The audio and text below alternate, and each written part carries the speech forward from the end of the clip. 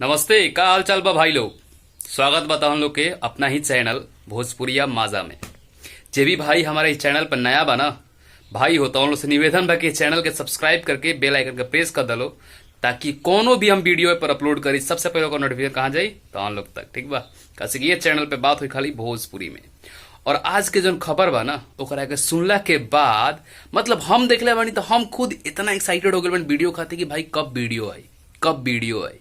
शायद ताउन लोग के मन में भी यह चलत हुई कि वीडियो आखिर आई तो आई कब। सही बोली ना।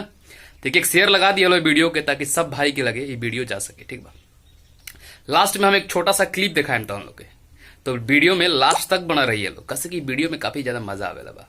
देखा, काल शाम में पवन सिंह जी के वो गाना रिलीज भइल, मुझे घंटा फर्क नहीं पड़ता।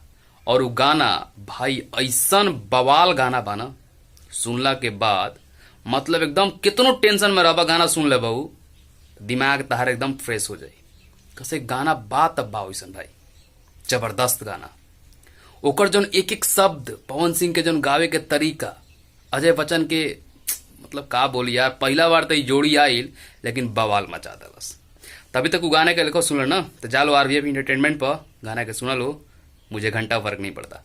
अब बात कर जाओ हमनी के ए वीडियो के बारे में जेकरा खातिर हम न्यूज बनावता नहीं। ठीक बा, देखा एगो क्लिप बहुत ज्यादा तेजी से वायरल होता। हालांकि ये क्लिप ना हम तो हम लोग के दूगो क्लिप दिखाए।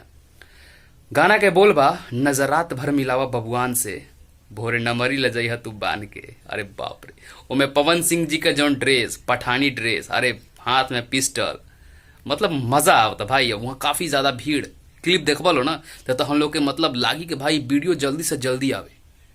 कैसे कि इतना ना जबरदस्त वो वीडियो के शूटिंग कैल गई बा ना कि मजा होता देखे में। मतलब 15 सेकंड के तक क्लिप बा, लेकिन मतलब दिमाग घुमा दिल बा गोल गोल। उनमें पवन सिंह जी का जो बाहुबली वाला रूप, बबुआन वाला लुक और पठानी ड्रेस, वही में जो डांसर बाड़ी उनकर मतलब अदा, अरे भाई मजा आवेला भाई। गाना जब भी आई ना बवाल मचा दी, गारंटी। ये वीडियो ना बल्कि एगो तूफान बा, बवाल वीडियो बा।